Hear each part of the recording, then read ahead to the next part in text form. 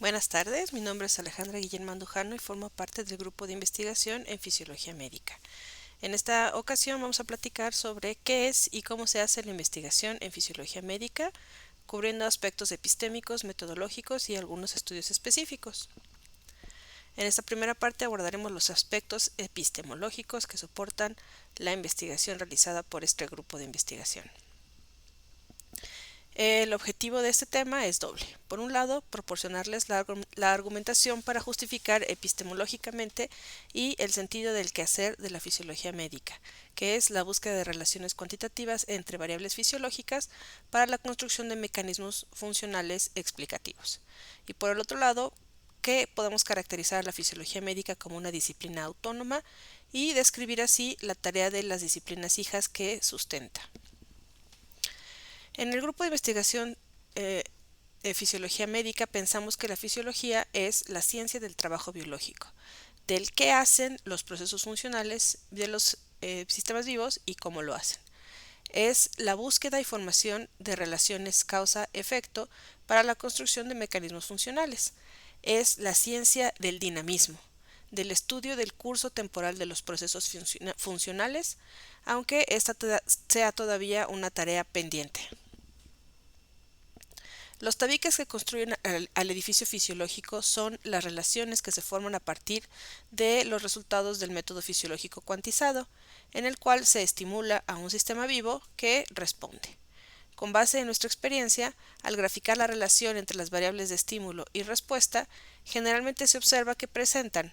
un valor basal o tono distinto de cero, un umbral, para que el estímulo tenga una intensidad umbral para que pueda producir una respuesta perceptible, una región de proporcionalidad entre la intensidad del estímulo y la respuesta, un valor máximo, no infinito, y que va a haber varianza o variabilidad entre repeticiones del mismo experimento sobre un mismo sujeto o repeticiones del mismo experimento con sujetos diferentes. Algo importante es considerar que el formato de la estimulación va a determinar el tipo de asociación entre las variables y por lo tanto el nivel de evidencia objetiva o su verosimilitud. El formato de estimulación más usual es que, con relación a un nivel de control, se incrementa o disminuye el de estímulo que se asocia al efecto de interés. La relación causa-efecto entre las variables es así débil y presenta muchos huecos.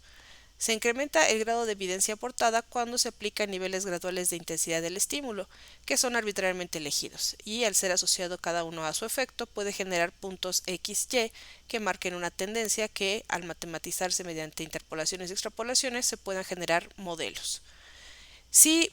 la estimulación se gradúa continuamente en todo el rango posible de valores y el efecto que se produce también es registrado continuamente, la relación obtenida entre ellos reflejará la realidad fisiológica tal como es. A partir de las relaciones cuantitativas entre las variables de entrada-salida se pueden construir secuencias abiertas o cerradas en un formato causa-efecto, donde el primer efecto se convertirá en la causa del segundo y así sucesivamente, construyendo el mecanismo funcional, que explica los procesos que suceden desde el inicio con el disparo del primer efecto hasta el efecto final. Pensamos que los mecanismos presentan diferentes niveles de organización que van desde los más básicos y que se presentan en las células especializadas a los hipercomplejos que observamos en los sistemas y en los individuos con una gran multiplicidad de interacciones entre estos mecanismos en un mismo nivel o con los niveles o con otros niveles. Todo mecanismo fisiológico puede modificar su grado de funcionalidad desde un mínimo hasta un máximo, que llamamos la capacidad, dependiendo de las necesidades del individuo en un momento y condiciones determinadas.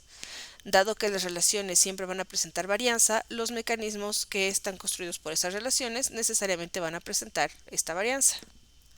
Además, los mecanismos son fluctuantes en el tiempo. La estabilidad solo se consigue de manera transitoria o cuando se consideran solamente los valores medios. Si las relaciones y los mecanismos presentan varianza y si ambos son fluctuantes, necesariamente las variables sistémicas presentarán una alta varianza entre los individuos, reflejando la naturaleza determinística suave y aleatoria de la fisiología, que a pesar de todo esto permite encontrar patrones de respuesta comunes a los individuos de una población. Los mecanismos están organizados a niveles de complejidad creciente, desde los básicos, que son los celulares, hasta los orgánicos sistémicos, que con una gran cantidad de interacciones complejas que producen a cada cambio de nivel de organización propiedades emergentes distintivas, que hacen que la función de un nivel superior sea más que la suma de las funciones de las partes que lo componen. A nivel de organización básico, los mecanismos de funcionamiento son producto del trabajo secuencial de sistemas proteicos, que son la unidad primera de trabajo funcional porque generan una acción mecanoquímica cíclica o fásica de una región de la proteína en nanosegundos. Aunque sigue siendo una tarea pendiente conocer el cómo realiza la función proteica intramolecular la mayoría de los sistemas proteicos. Decíamos que la fisiología médica es una ciencia autónoma, es decir, que se rige por sus propias reglas y principios con una identidad propia, cuyo objeto de estudio es el ser humano íntegro y sano, y cuya tarea es explicar por mecanismos el funcionamiento de sus órganos y sistemas y las interacciones entre ellos. Por tanto, su enfoque de estudio va a ser diferente al empleado por la fisiología clásica, que generalmente conduce sus experimentos en partes de animales aisladas,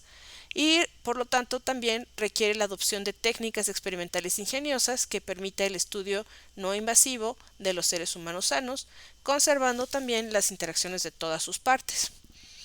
Para lograr este método experimental necesariamente no invasivo ni dañino que le brinde identidad a la fisiología médica, se requiere de mucho ingenio para generar la instrumentación y técnicas de análisis requeridas que permitan una estimulación a través de una gran diversidad de maniobras y el registro específico de los efectos que provocan,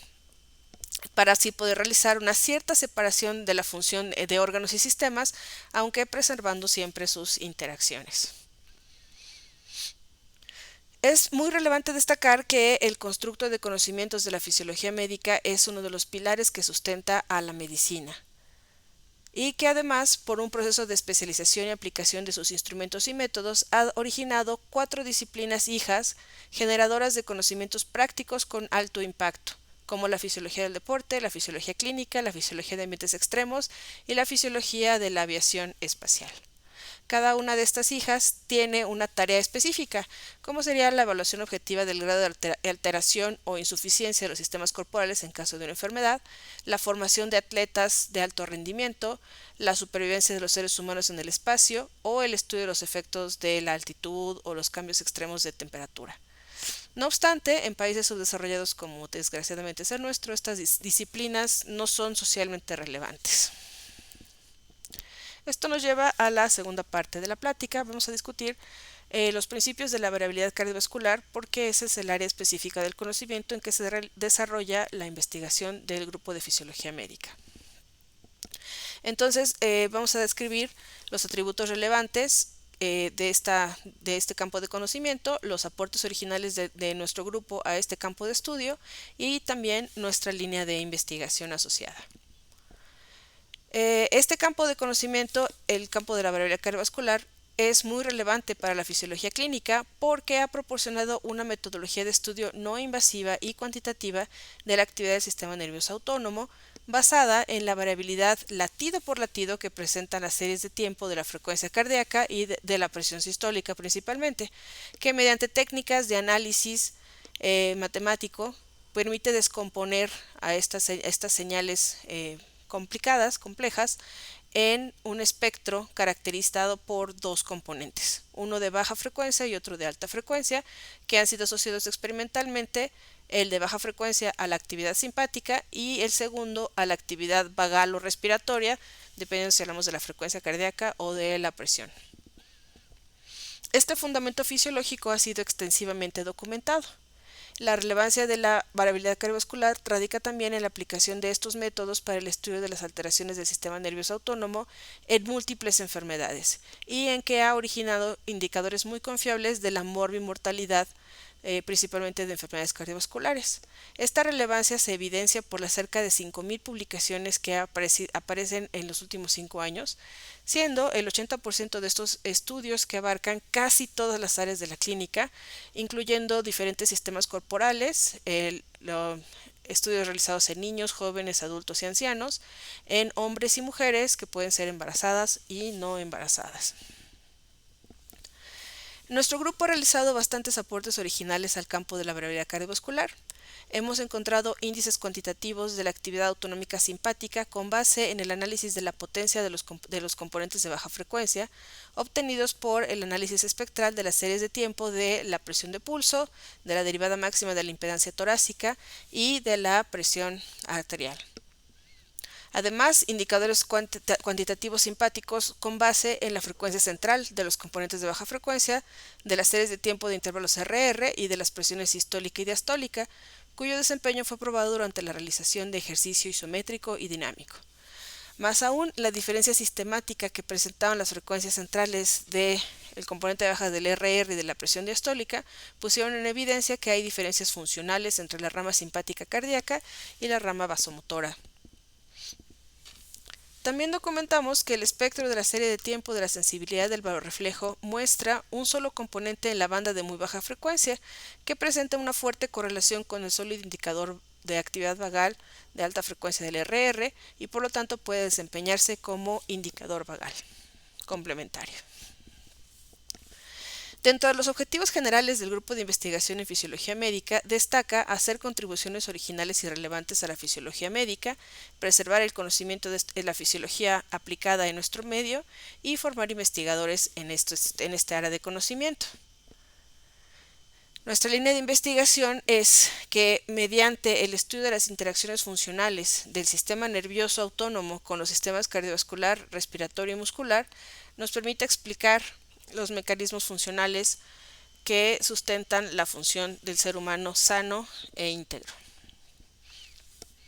Los objetivos generales de nuestra línea de investigación pueden ser ejemplificados con algunas evidencias extraídas de nuestros estudios que continuamos fortaleciendo para poder hacer generalizaciones acerca del curso temporal de las interacciones de los sistemas cardiovascular, respiratorio y muscular. Esta funcionalidad presenta variabilidad, variables en estado no estable, relaciones generalmente lineales entre las variables y los mecanismos, sumas fisiológicas de efectos por estimulación doble y grandes diferencias entre los individuos. Llegamos así a la parte 3, donde vamos a analizar algunos aspectos metodológicos relevantes que empleamos en los estudios que hacemos en el grupo de investigación en fisiología médica. Vamos a ver qué características hacen que esta metodología de investigación sea original y muy relevante. Recordemos que como el sistema que estudiamos es el ser humano sano e íntegro, no estamos hablando de animales ni de sus tejidos separados, tenemos que reclutarlos mediante análisis de los criterios de inclusión. En una sesión experimental protocolizada se realizan los procesos de estimulación por maniobras específicas, maniobras que sabemos que afectan a la función del sistema nervioso autónomo.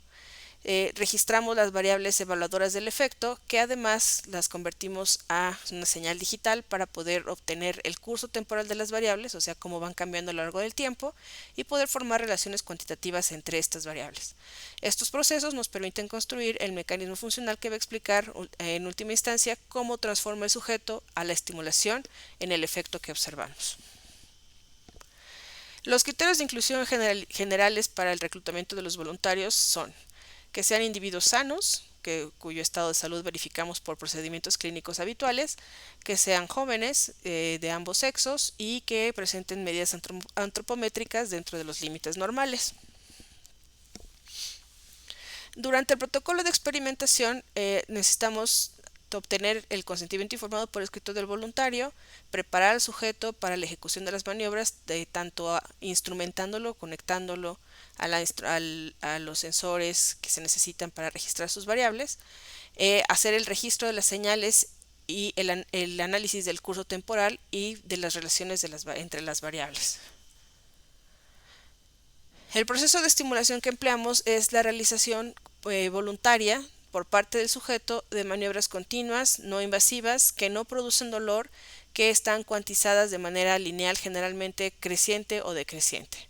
Además, esta estimulación puede ser aplicada de manera única o aplicar dos estímulos de manera simultánea, como se ilustra en los ejemplos representativos del incremento de la fuerza muscular, que es una estimulación única, y en la realización simultánea de cambios en el volumen y la frecuencia respiratorios. Las maniobras que usualmente aplicamos en el proceso de estimulación son el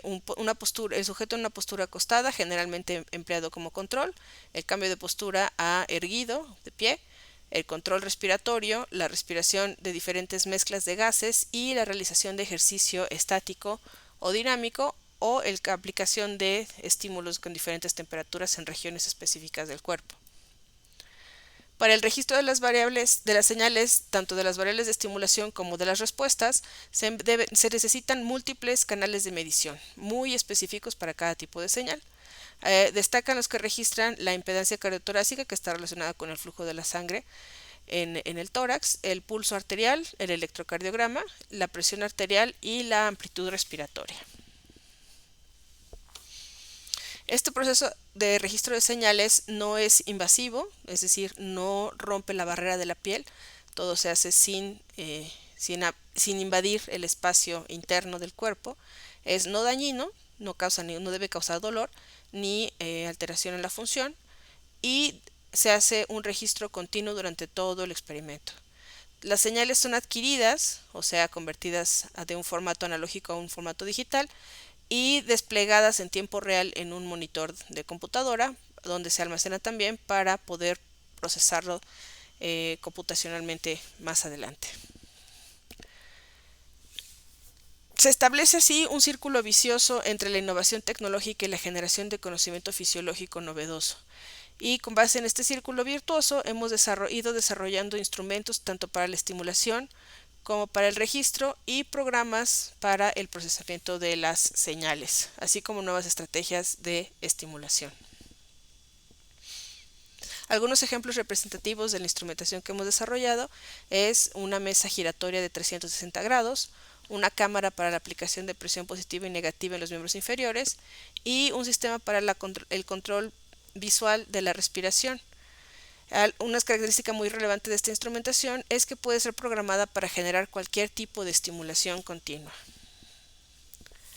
Mediante el procesamiento digital de las señales se obtienen los cursos temporales de las variables cardiovasculares, respiratorias y musculares para poder caracterizar sus fluctuaciones y sus latencias, así como las relaciones que se establecen entre ellas.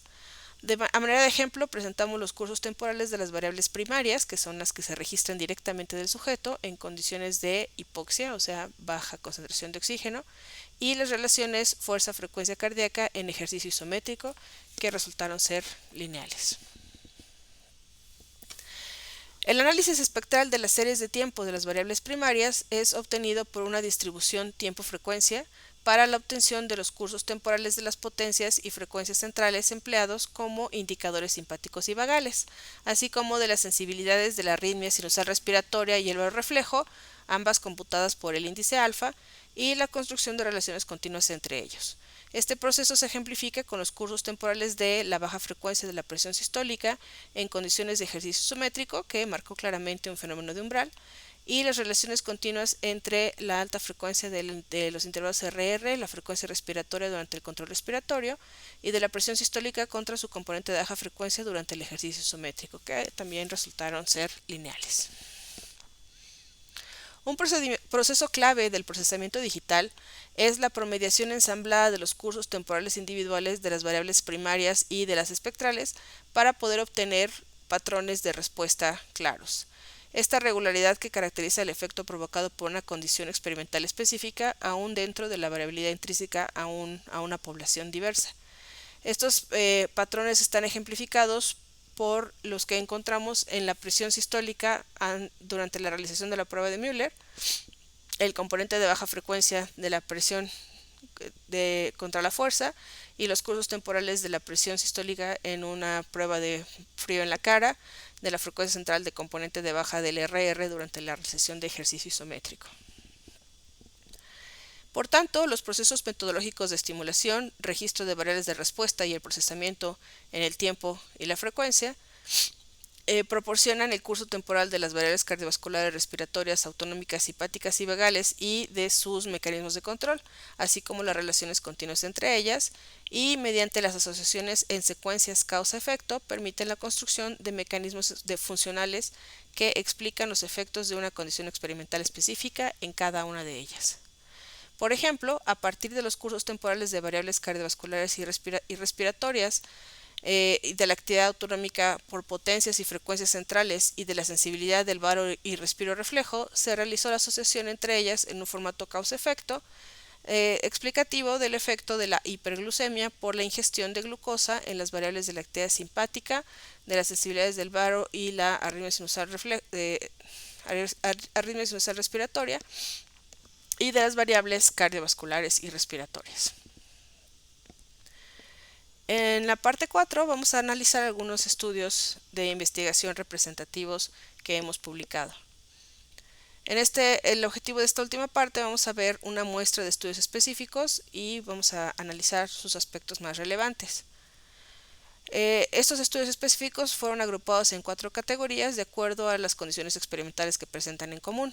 Tenemos estudios donde empleamos maniobras respiratorias que influyen en la arritmia sinusal respiratoria principalmente, la realización de ejercicio de estático o dinámico en diferentes formatos, o cambios en las concentraciones sanguíneas de oxígeno y glucosa como estímulo, y así como de estudios que analizan la interferencia funcional de los efectos provocados por una doble estimulación simultánea. Tenemos como antecedentes importantes de estos estudios que la explicación funcional de varios de estos fenómenos está incompleta, no se han reportado los cursos temporales de la mayoría de estos fenómenos y no hay un conocimiento del manejo integrativo de los efectos provocados por una estimulación simultánea del sistema nervioso autónomo. El objetivo común es obtener los efectos sobre la función autonómica cardiovascular respiratoria, haciendo énfasis en los mecanismos de control autonómico, varorreflejo, respiro reflejo y metábolo reflejo. En un estudio donde analizamos la dinámica de la actividad autonómica durante las maniobras de Müller y Valsalva, obtuvimos que la respuesta de los índices espectrales de la actividad autonómica en estas maniobras, que son opuestas, una es, la maniobra de Müller es absorber aire y la maniobra de Valsalva es expulsar aire de manera forzada, son similares las respuestas, los índices espectrales durante y después del esfuerzo, que aunque los cambios en la maniobra de Müller son 50% menores que los cambios producidos por la maniobra de Valsalva, y también encontramos que la maniobra de Müller involucra una importante participación del varorreflejo, aunque esto también es cierto para la de Valsalva, y que en ambas se genera un sobretiro por un aumento en el flujo simpático hacia los músculos lisos de los vasos sanguíneos, pero este sobretiro es mayor en Valsalva que en Müller.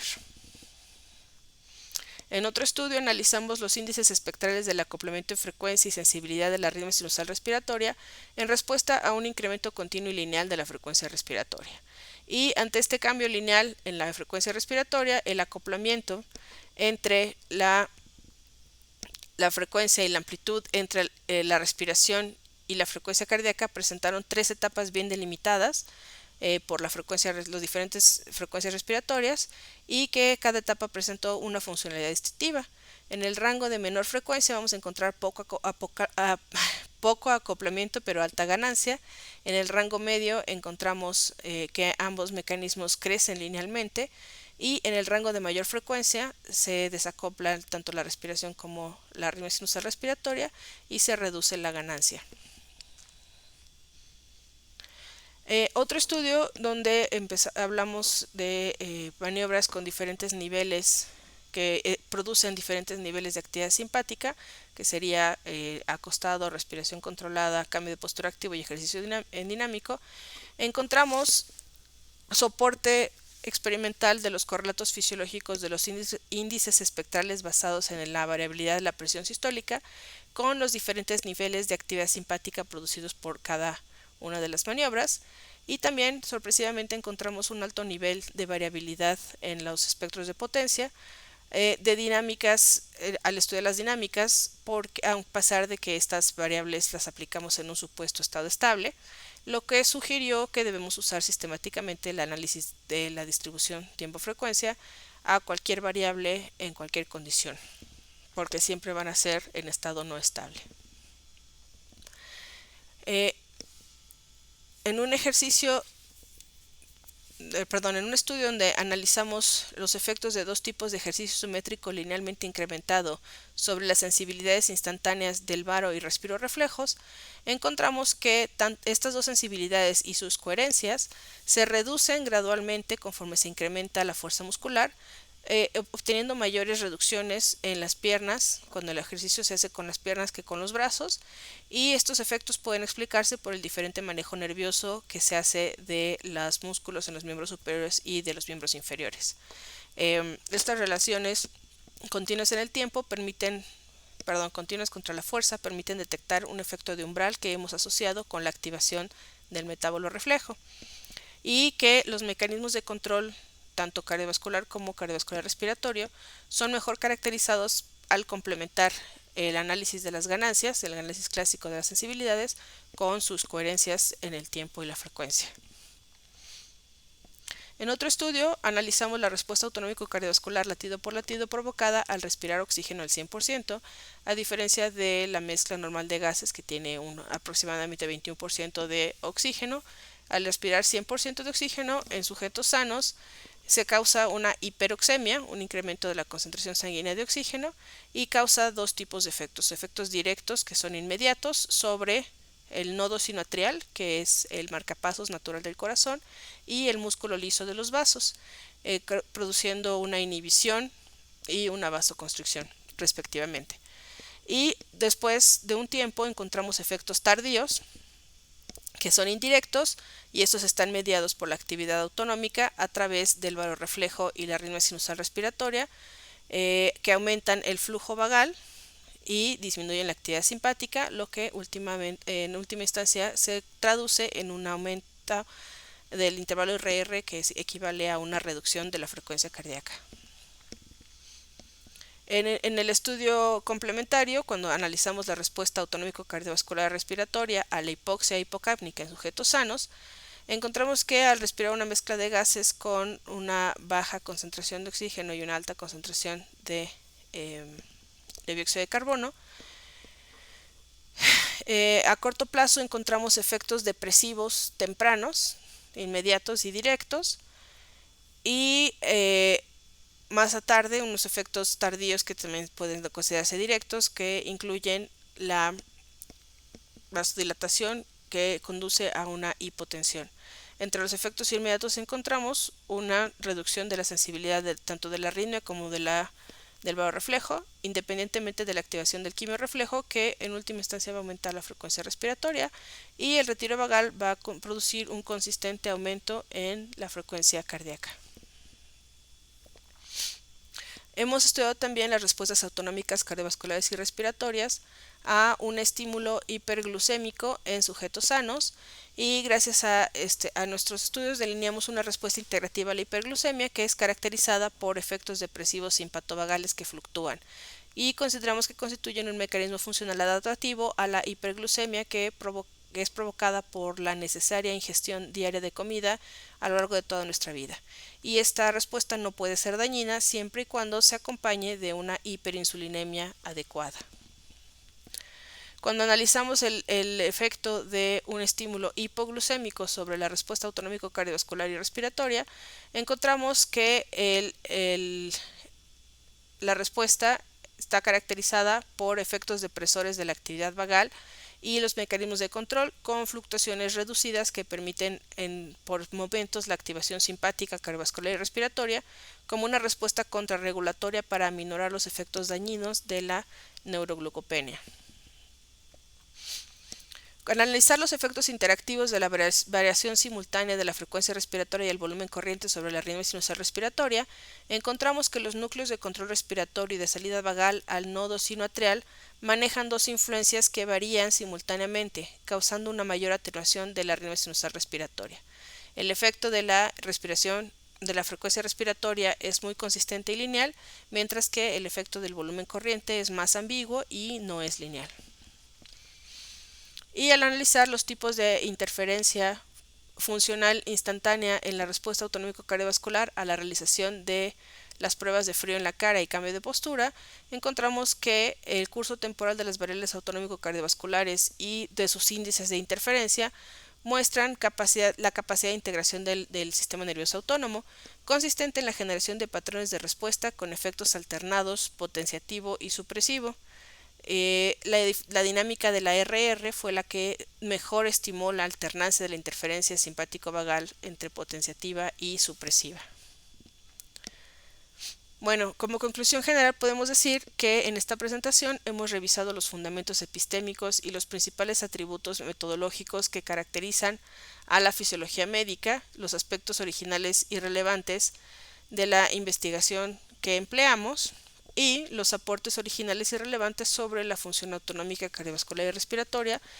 que hemos obtenido de una muestra representativa de nuestros trabajos de investigación publicados.